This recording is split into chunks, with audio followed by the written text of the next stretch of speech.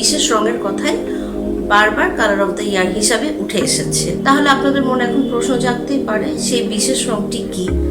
আজকে আমি সেটা নিয়েই কথা বলবো। Hello everyone, welcome back to my channel. I am Tofatul Jannat Ibsha, architect and interior designer. প্রতি বছর বিভিন্ন রং প্রস্তুতকারী প্রতিষ্ঠান নানা রকম রিপোর্টের উপরে ভিত্তি করে একটি রঙকে কালার অফ দ্য ইয়ার হিসাবে নির্বাচন করে থাকে। দেখা যায় ভিন্ন ভিন্ন কোম্পানি ভিন্ন ভিন্ন একটি রঙকে তাদের কালার অফ দ্য ইয়ার হিসেবে নির্বাচন করছে। কিন্তু এই বছর কালার অফ দ্য ইয়ার নির্বাচনের ক্ষেত্রে একটি বিশেষ ভূমিকা লক্ষ্য করা গিয়েছে, আর তা হলো বেশিরভাগ প্রতিষ্ঠানই ভিন্ন ভিন্ন কালারকে colour of the year select না করে একটি বিশেষ রঙকে প্রাধান্য দিচ্ছে কালার অফ দ্য ইয়ার হিসাবে। অর্থাৎ সবার রিপোর্টে একটি বিশেষ রঙের কথাই বারবার কালার অফ দ্য ইয়ার হিসাবে উঠে এসেছে। তাহলে আপনাদের মনে এখন প্রশ্ন জাগতেই পারে সেই বিশেষ রঙটি কি। আজকে আমি সেটা নিয়েই কথা বলবো। আজকের ভিডিওতে আমরা এরকম 10টি রং প্রস্তুতকারী প্রতিষ্ঠানের কালার অফ দ্য ইয়ার নিয়ে আলোচনা করব। 10টি প্রতিষ্ঠানের মধ্যে 7টি প্রতিষ্ঠানই একটি বিশেষ রঙকে তাদের কালার অফ দ্য ইয়ার হিসেবে সিলেক্ট করেছে, আর তা হলো সবুজ।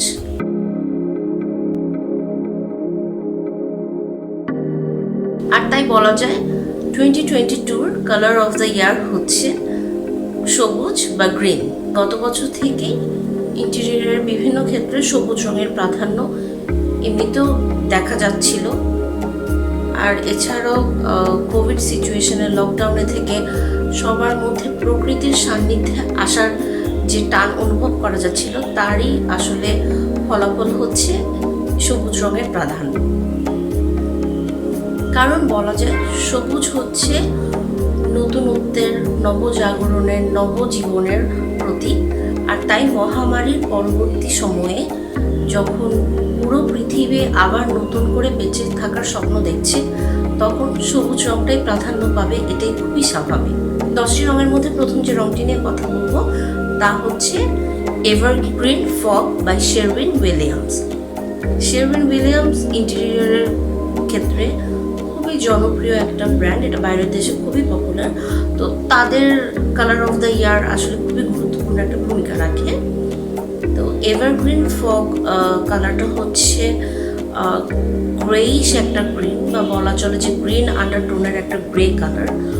তো এটা বেশ ডার্ক একটা কালার বলবো আমি দেয়ালের রঙের ক্ষেত্রে। তো এটা সাধারণত যেসব ঘরে অনেক আলো আসে বা বেশ আলোকোজ্জ, সেসব ঘরে ব্যবহার করাই ভালো। এছাড়াও আপনি যদি ঘরকে একটু ডার্ক বা মুডি টাইপের ইন্টেরিয়ারের করার কথা চিন্তা করে থাকেন ঘরে, তখন এই রঙটা ব্যবহার করতে পারেন। আর এই রঙটার সাথে অফ হোয়াইট, ব্ল্যাক, গোল্ড, ব্রাউনের বিভিন্ন শেডস খুব ভালো যাবে। তো সাথে আপনি কমপ্লিমেন্টারি কালার হিসাবে এই কালারগুলো ইউজ করতে পারেন। আর এটা একটা নিউট্রাল কালার হওয়াতে এটা আপনি living room, dining room, bedroom যে কোনো জায়গাতেই ব্যবহার করতে পারেন। আমাদের লিস্টের দ্বিতীয় রঙটি হচ্ছে October mist by Benjamin Moore. Benjamin Moore খুবই পপুলার একটা ব্র্যান্ড, এটা বাইরের ইন্টেরিয়র ডিজাইনাররা খুব বেশি পরিমাণে ব্যবহার করে।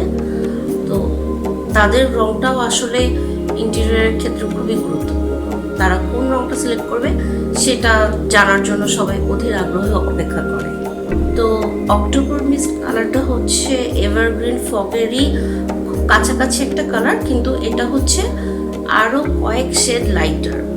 তো এই ক্ষেত্রে আপনার আগে যেটা বলেছিলাম যে একটু ডার্ক হয়ে যায় আগের রঙটা, এটা আর একটু লাইটার টোনের গ্রিনিশ গ্রে ধরনের একটা কালার, এবং এটাও একটু নিউট্রাল ধরনের একটা কালার, একটু ওয়ার্ম আন্ডারটোনের। এটাও আপনি খুব সহজেই যে কোনো ঘরে ব্যবহার করতে পারবেন, এমনকি এটা আপনি কিচেন ক্যাবিনেটেও ইউজ করতে পারেন। এটার সাথে gold silver accessories, black, brown এবং খুব ন্যাচারাল উডেন টোন ব্যাম্বুর কালারগুলো খুব ভালোভাবে যায়। তো এই কালারগুলোকে কমপ্লিমেন্ট করে দেখে খুব সহজেই আপনি ইন্টেরিয়রে এই রঙটাকে ব্যবহার করতে পারবেন। থার্ড কালার হচ্ছে অলিভ স্প্রিগ বাই পিপিজি। পিপিজিও বেশ পপুলার একটা ব্র্যান্ড। অ্যান্ড ওরা অনেকের ইন্টারভিউ নেওয়ার পরে কালার অফ দ্য ইয়ারটা সিলেক্ট করে। সো অনেক সিরিয়াস রিসার্চের মাধ্যমে তারা যে কালারটা চুজ করেছে সেটা হচ্ছে অলিভ স্প্রিং। অলিভ স্প্রিং আগের দুইটা কালারের মতোই গ্রেজ গ্রিনের একটা টোন, বাট এখানে একটু ইয়েলো আন্ডারটোন আছে, অর্থাৎ এই রংটা আর একটু ওয়ার্ম একটা কালার, এবং এটাও বেশি ডিপও না বেশি লাইটও না, মোটামুটি মিড টোনের একটা কালার। তো একটা লাইট ইয়েলোইশ গ্রে গ্রিন রংটা। তো এখানে তিনটা কালারেরই মিশ্রণ রয়েছে। এই কালারটা আপনি চাইলে, যেহেতু এটা একটু ব্রাইটার, তো আপনি চাইলে যেসব ন্যাচারাল উড ইউজ করছেন তার মধ্যে একটু ডার্ক ব্রাউন কফি ধরনের উডেন অ্যাক্সেসরিজ এটাতে ইউজ করতে পারেন, অথবা এটা অফ হোয়াইট বা হোয়াইট দিয়েও ব্যবহার করা যাবে কম্বাইন করে, সেটাও খুব সুন্দর লাগে। আর এটার সাথে গোল্ড খুব কমপ্লিমেন্ট করে, যেহেতু এটা একটু ওয়ার্ম আন্ডারটোনের একটা কালার। অ্যান্ড এটা আমাদের দেশীয় ইন্টেরিয়রের সাথে খুব ভালো মানাবে, কারণ আমাদের দেশের ওয়েদারের সাথে অ্যান্ড আমাদের দেশীয় যেই জিনিসপত্র আমরা ব্যবহার করি ইন্টেরিয়রে, সেটার সাথে এই কালারটা খুবই ভালো মানাবে। ফোর্থ কালারটা হচ্ছে ব্রিজওয়ে বাই বেহের। ব্রিজওয়ে কালারটা খুবই কুল একটা গ্রিন, এটা অনেকটা একটা ব্লুইশ গ্রিন বলা যায়। সাধারণত দেখা যায় বিভিন্ন কোস্টাল ইন্টেরিয়রের সাথে এই কালারটা খুব ভালো যাবে, এবং এটার সাথে হোয়াইট এবং লাইট কালারের ফার্নিচারও খুব ভালো লাগবে। আপনি যদি পুরো হোয়াইট বেসড বা খুবই লাইট ধরনের ইন্টেরিয়র করেন, সেক্ষেত্রে এই কালারটা ব্যবহার করতে পারেন। এটাও আপনি যে কোনো রুমে ইউজ করতে পারবেন, এবং এটা ঘরকে খুব ফ্রেশ এবং ব্রাইট একটা লুক দিবে। ফিফথ যে কালারটা নিয়ে কথা বলবো সেটা হচ্ছে balance thyme by ভেলস্পার।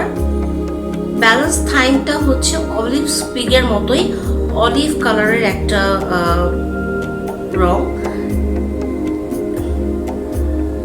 Balance thyme হচ্ছে অলিভ স্প্রিগের মতোই একটা অলিভ টাইপের গ্রিন, কিন্তু অলিভ স্প্রিগের রংটা বেশ হালকা ছিল, এটা আর একটু গাঢ়। অ্যান্ড এটা ইউজ করলে আপনি ট্রু গ্রিনের একটা এফেক্ট পাবেন। আগেরগুলো যেমন ছিল একটু গ্রে আন্ডারটোনের বা একটু মিউটেড কালার, এটা আর একটু স্ট্রঙ্গার গ্রিন, কিন্তু রংটা বেশ হালকা মিডিয়াম ধরনের একটা টোন। তো খুব গাঢ় বা অন্ধকার হবে না, এবং ঘরে ব্যবহার করে এটা ব্রাইট লাগবে। এই কালারটা আপনি আসলে বিভিন্ন অ্যাক্সেসরিজ হিসাবে বা ফার্নিচার হিসাবেও ব্যবহার করতে পারেন, যদি একটু কালারফুল ফার্নিচার চান, বা অন্যান্য সফট ফার্নিশিংয়ের মধ্যেও ব্যবহার করতে পারেন। আর দেয়ালেও এটা হচ্ছে আপনি এক্সেন্ট ওয়ালে এই কালারটা ব্যবহার করতে পারেন, এবং ঘরকে এটা বেশ ব্রাইট অ্যান্ড সুদিং একটা এফেক্ট দিবে। সিক্স যে কালারটা তা হলো সাইপ্রাস গার্ডেন বাই ডাচ বয়। এটা হচ্ছে আমাদের গ্রিন লিস্টে থাকা সবচেয়ে ডিপেস্ট গ্রিন, মানে যে 7টা রং নিয়ে আজকে আলোচনা করছি। সো এটাকে একদমই পারফেক্ট একটা গ্রিন বলা যায়। আপনি যদি একদমই সবুজ রং পছন্দ করেন, এই কালারটা ট্রাই করতে পারেন। অ্যান্ড এটার সাথে আপনি কমপ্লিমেন্ট হিসাবে অন্যান্য যে রঙগুলো আলোচনা করেছি, ব্ল্যাক, বেজ, ব্রাউন, এগুলো ব্যবহার করতে পারেন, এবং হোয়াইটও ইউজ করতে পারেন। আর এটাকে আপনি একটা অ্যাকসেন্ট ওয়াল হিসেবে ব্যবহার করলে সবচেয়ে ভালো লাগবে, কারণ কালারটা বেশ বোল্ড আর স্ট্রং। আর এরপরে যে কালারটা আছে তা হলো গুয়াকামোলে বাই গ্লিডেন। গুয়াকামোলেটা একটা ফুড আছে, আমরা সবাই জানি যে এটা অ্যাভোকাডো দিয়ে তৈরি হয়। তো এই কালারটাও ঠিক ওই ফুডটার মতোই একটা ইয়েলোইশ গ্রিন, বেশ লাইট অ্যান্ড ব্রাইট। তো এটা যে কোনো রুমে ব্যবহার করলে রুমটাকেও ব্রাইট অ্যান্ড হ্যাপি মনে হবে। তো এই কালারটাও আপনি কিডস রুম বা ডাইনিং রুম, লিভিং রুমেও খুব সুন্দরভাবে ব্যবহার করতে পারেন, যেটা খুব ব্রাইট একটা হ্যাপি স্পেস হিসাবে আপনার ঘরকে আনন্দদায়ক করবে। এখন আমরা 10টির মধ্যে বাকি অন্য 3টি রং নিয়ে কথা বলবো। প্রথম রংটি হচ্ছে bright sky by Dulux. Bright sky খুবই সুন্দর ঠান্ডা একটা নীল রং, যেটা আকাশকে রিপ্রেজেন্ট করে। এটা আকাশের মতোই খুব ব্রাইট এবং সুদিং একটা রং। এই স্কাই ব্লুটা living room, dining room, bedroom সবখানেই মানিয়ে যায় এবং এটা অন্যান্য প্যাস্টেল শেডের সাথেও খুব ভালোভাবে কম্বাইন করা যায়। Arts and crafts by Tom Edward. এটা খুব সুন্দর একটা মিড টোনের ব্রাউন কালার, কিছুটা টেরাকোটাও বলা যায়।